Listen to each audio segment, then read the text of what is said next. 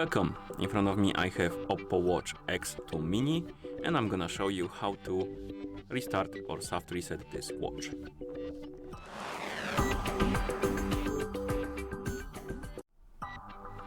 To restart this watch we need to press and hold the lower button. Keep holding it until the power menu appears on the screen. Once the power menu appears on the screen, you should see the restart option and you can tap on it and wait until the watch is done rebooting, which takes a few seconds.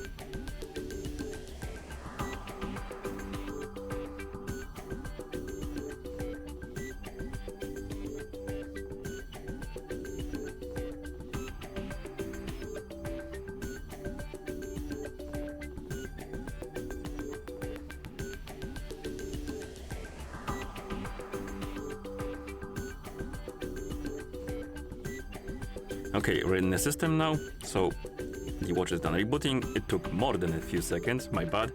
It took around, I don't know, maybe 30 or 40 seconds. But it is working now, so we performed the restart. And that's how you restart this watch. Thank you for watching. If you found this video helpful, please consider subscribing to our channel and leaving a like on the video.